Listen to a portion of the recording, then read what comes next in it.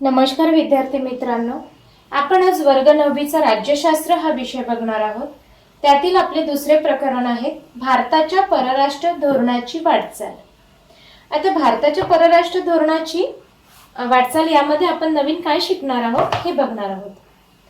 यामध्ये आंतरराष्ट्रीय व्यवस्था, तिचे स्वरूप आणि मागील शतकातील शीतयुद्ध व त्यांचे परिणाम इत्यादी आपण मागील पाठामध्ये समजून घेतलेले आहे। आता या अन्य विषयांची ओळख करून घेणार आहोत आणि त्या संबंधित त्यानुसार परराष्ट्र धोरणाचा अर्थ, त्यावर परिणाम करणारे घटक, तसेच आपण भारताच्या परराष्ट्र धोरणाचे स्वरूप या पाठामध्ये आपण समजून घेणार आहोत। तर आता परराष्ट्र धोरणाचा अर्थ बघूया की परराष्ट्र धोरण म्हणजे काय। तर प्रत्येक देशाला आपल्या हिताचे निर्णय घ्यावे लागतात आणि राष्ट्रहित लक्षात घेऊन कोणत्या देशाशी मैत्री करावी, कोणत्या गटात सामील व्हायचे याचा निर्णय ते राष्ट्र घेत असते। आंतरराष्ट्रीय राजकारणामध्ये कोणतीही भूमिका घ्यायची याचा विचारपूर्वक निर्णय घेण्याचा अधिकार प्रत्येक सार्वभौम देशाला असतो। या वैचारिक भूमिकेलाच आपण परराष्ट्र धोरण असे म्हणतो। परराष्ट्र धोरण कशाला म्हणायचं, तर आंतरराष्ट्रीय राजकारणात कोणती भूमिका घ्यायची याचा विचारपूर्वक निर्णय घेण्याचा अधिकार प्रत्येक सार्वभौम देशाला असतो। या सार्वभौम म्हणजे स्वतंत्र देशाला। या वैचारिक भूमिकेलाच आपण परराष्ट्र धोरण असे म्हणतो, असं आपल्याला या परराष्ट्र धोरणामध्ये सांगितलेलं आहे। आणि यानंतर आपला नेक्स्ट पॉइंट आहे राष्ट्रीय हितसंबंध। आता राष्ट्रीय हितसंबंध बघूया की आपल्या देशाचे जे स्वतंत्र सार्वभौमत्व सुरक्षित ठेवण्यासाठी राष्ट्र ज्या उपाययोजना करीत असतात त्याला आपण राष्ट्रीय हितसंबंध असे म्हणतो। म्हणजेच आपल्या देशाचे जे स्वतंत्र आहे, सार्वभौमत्व सुरक्षित ठेवण्यासाठी राष्ट्र ज्या उपाययोजना करत असते त्यालाच आपण राष्ट्रीय हितसंबंध असे म्हणतो। म्हणजेच राष्ट्रीय हितसंबंध आणि परराष्ट्र धोरण यांचा अतिशय निकटचा संबंध असतो आणि राष्ट्रीय हितसंबंधांची जोपासना ही परराष्ट्र धोरणाद्वारे केली जाते। म्हणूनच परराष्ट्र धोरणाचा विस्तृत अभ्यास करण्यापूर्वी आपल्याला राष्ट्रीय हितसंबंधांचा अर्थ व त्यांचे महत्त्व जाणून घेणे आवश्यक आहे। तर यामध्ये राष्ट्रीय हितसंबंध, परराष्ट्र धोरण यामधील आपण पुढील घटकांचा समावेश असतो हे बघूया। पहिला पॉइंट आहे आपल्या देशाच्या स्वातंत्र्य, सार्वभौमत्व व अखंडतेचे रक्षण करणे म्हणजे संरक्षण। हे सर्वोच्च राष्ट्रहित असते। काय असते? राष्ट्रहित असते। आर्थिक विकास ही एक महत्त्वाचे राष्ट्रीय हित आहे आणि आर्थिकदृष्ट्या दुर्बल असणाऱ्या राष्ट्राला आपल्या स्वातंत्र्याचे जतन करणे अवघड जाते। म्हणून संरक्षणाखालोखाल आर्थिक विकास हे राष्ट्रीय हित महत्त्वाचे मानले जाते असं आपल्याला यामध्ये सांगतात। म्हणजेच राष्ट्रीय हितसंबंधात बदल होतात, त्यामुळे आपल्या परराष्ट्र धोरणातही बदल होत असतात हे आपल्याला यामध्ये दिसून येते।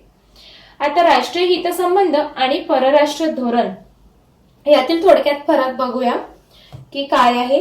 तर संरक्षण आणि आर्थिक विकास या राष्ट्रीय हितसंबंधांची जोपासना होईल या दृष्टीने परराष्ट्र धोरण आखले जाते।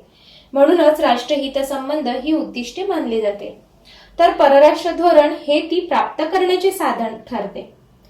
परिस्थिती आणि काळानुसार राष्ट्रांच्या उद्दिष्टांमध्ये बदल होत असतात, त्यानुसार राष्ट्रीय हितसंबंधामध्येही बदल होत असतात।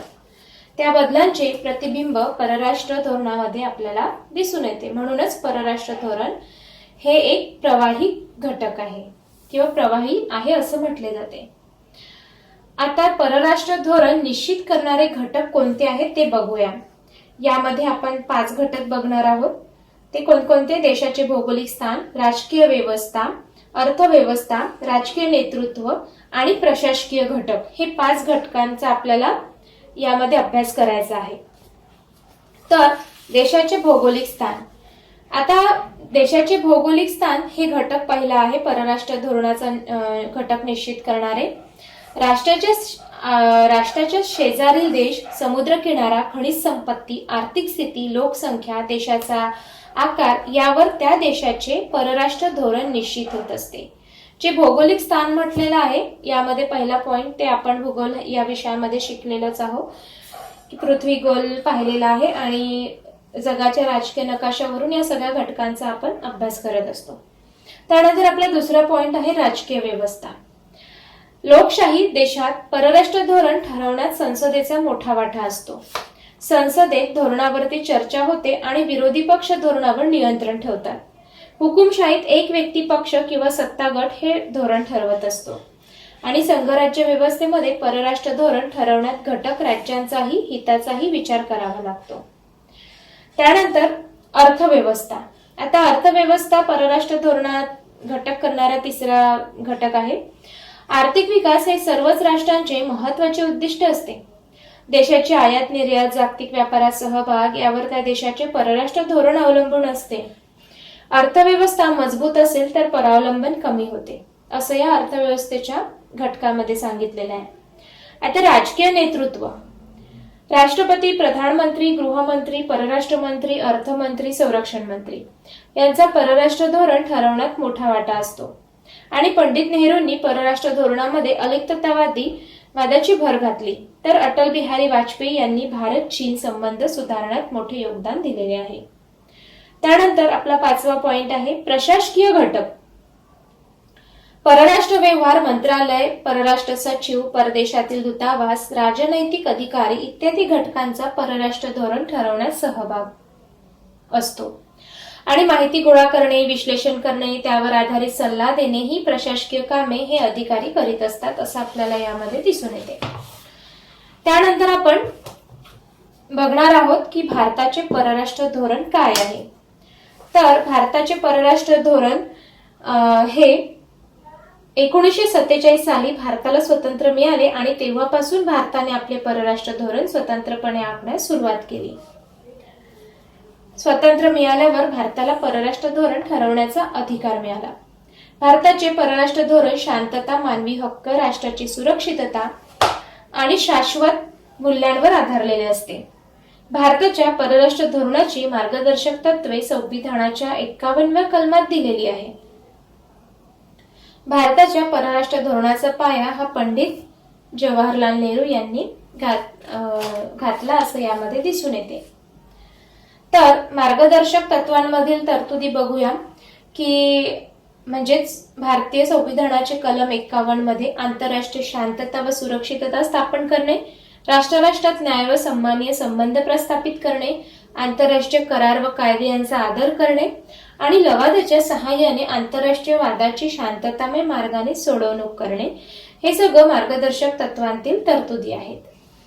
आता याची आपण भारताच्या परराष्ट्र धोरणाची उद्दिष्टे बघूया कोणती कोणती आहे.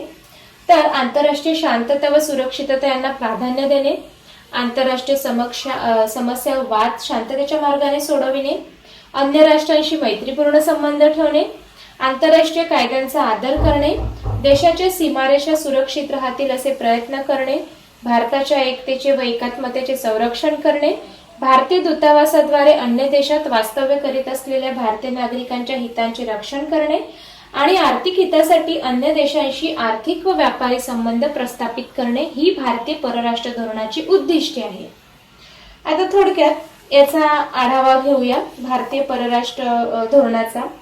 की भारतीय परराष्ट्र धोरणाचा आढावा आपण 2 टप्प्यांमध्ये घेऊ. एक म्हणजे पहिला टप्पा हा स्वातंत्र्यापासून ते 1990 पर्यंतचा मानता येईल आणि दुसरा टप्पा हा 1990 नंतर ते आजपर्यंतचा असेल असं आपल्याला बघायचं आहे.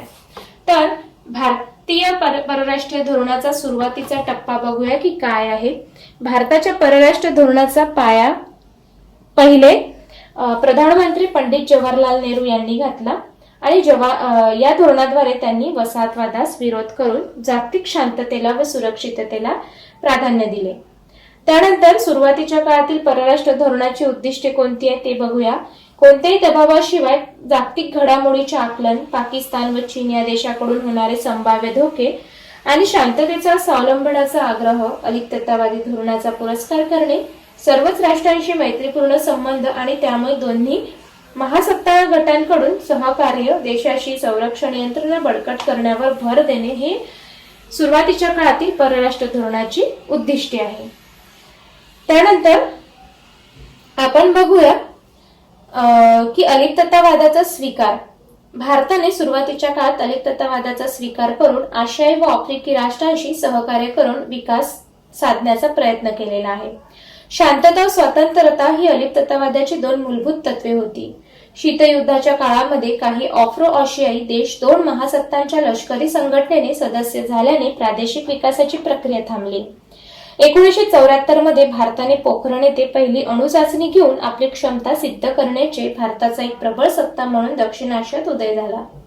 दक्षिण आशियाई राष्ट्रांमध्ये सहकार्य वाढीस लागावे म्हणून सार्क या संघटनेची उदय झाला आणि भारताने चीन व अमेरिका यांच्याशी संबंध प्रस्थापित केले. त्यानंतरचा आपला दुसरा टप्पा आहे 1991 नंतर भारताचे परराष्ट्रीय धोरण गतिमान झाले. राजकीय व लष्करी संबंध याबरोबरच देशाचे अर्थकारण, व्यापार, शिक्षण, तंत्रज्ञान या गोष्टींचाही समावेश परराष्ट्र धोरणात झाला. 1991 नंतर भारताने आर्थिक व्यवस्थेवरील सरकारी नियंत्रण कमी करून मुक्त आर्थिक धोरण स्वीकारले आणि त्यामुळे साहजिकच शेजारी देशांबरोबर व्यापारात वाढ झाली आणि जागतिक व्यापारात आपला सहभाग वाढला आणि आर्थिक विकास दर वाढण्याचे प्रयत्न होऊ लागले. आता आर्थिक विकास दर म्हणजे काय हे बघूया. तर उत्पादन व सेवा यावर जनतेकडून आणि शासनाकडून होणारा खर्च, राष्ट्रांची होणारी गुंतवणूक आणि राष्ट्राची होणारी निर्यात व आयात यातील तफावत यावरून राष्ट्रांचा आर्थिक विकास व घट कळते. मागील वर्षीच्या तुलनेत त्यांची टक्केवारी काढली जाते आणि त्यालाच आपण आर्थिक विकास दर म्हणजेच GDP असे म्हणतो.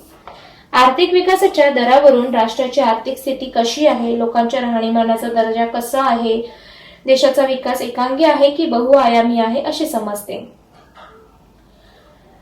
सेवा क्षेत्र, औद्योगिकरण इत्यादी क्षेत्रात राष्ट्रांचा विकास झाला की पिछेहाट झाली हे कळते आणि कोणत्या क्षेत्रात प्रगती करणे आवश्यक आहे याची शासनाला माहिती होते. आर्थिक विकासाच्या दरामुळे शासनाला राष्ट्राचे भविष्यातील धोरण ठरविताना एक दिशा मिळत असते. यासाठी आर्थिक विकास दर आवश्यक असतो. त्यानंतर आंतरराष्ट्रीय संघटनात भारताचा सहभाग काय आहे.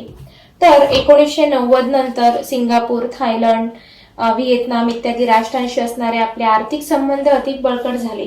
इस्रायल, जपान, चीन, युरोपीय देशात असणारे देवाणघेवाण अधिक वाढले. आंतरराष्ट्रीय आणि प्रादेशिक पातळीवरील अनेक आर्थिक संघटनांमध्ये भारताचा सहभाग वाढला. उदाहरणार्थ G20 आणि BRICS, Brazil, Russia, India, China, South Africa असं यामध्ये दिसून येते आणि यामध्ये बोधचिन्ह दिसलेला आपला इंडिया 2016, ब्रिक्स बोधचिन्ह BRICS असं बोधचिन्ह यामध्ये दाखविलेलं आहे. त्यानंतर भारताचे आण्विक धोरण बघूया की काय आहे. भारताच्या परराष्ट्र धोरणातील ही महत्वाची बाब आहे. भारताने स्वातंत्र्यानंतर लगेचच अणुऊर्जा कार्यक्रम हाती घेऊन अणुऊर्जा विभाग व अणुऊर्जा आयोग स्थापन केला. डॉक्टर होमी भाभा हे आयोगाचे पहिले अध्यक्ष होते आणि ऊर्जेची निर्मिती करणे व लष्करी क्षमता वाढविणे ही यामागील उद्दिष्टे होती. 1974 मध्ये पोखरण येथे भारताने पहिली अणुचाचणी घेतली. 1998 मध्ये तेच दुसरी अणुचाचणी घेऊन अण्वस्त्रे निर्माण केली. अण्वस्त्रे वाहून नेणारी क्षेपणास्त्रे तयार करून वायुदल व नौदल दल सक्षम बनविले. आता अण्वस्त्र बंदी करार बघूया की अण्वस्त्रांचा प्रसार रोखण्यासाठी 2 जागतिक करार करण्यात आले. अण्वस्त्र प्रचार बंदी NPT आणि सर्वकष अणुचाचणी बंदी करार CTBT. या करारांतील अटी म्हणजे बड्या राष्ट्रांच्या फायद्याच्या आहेत व विकसनशील देशांवरती जाचक निर्बंध लादणारे आहेत आणि भारताने या करारांवरती सही केलेली नाही आणि भारत अण्वस्त्रधारी देश झाला तरी निशस्त्रीकरणाच्या प्रयत्नांना तो पाठिंबा देतो. जागतिक शांतता व सुरक्षितता निर्माण व्हावी ही एक जबाबदार देश म्हणून भारताची भूमिका करण्यात आलेली आहे. तर अशा प्रकारे आपण परराष्ट्र धोरणाचा आढावा या पाठामध्ये घेतलेला आहे. धन्यवाद.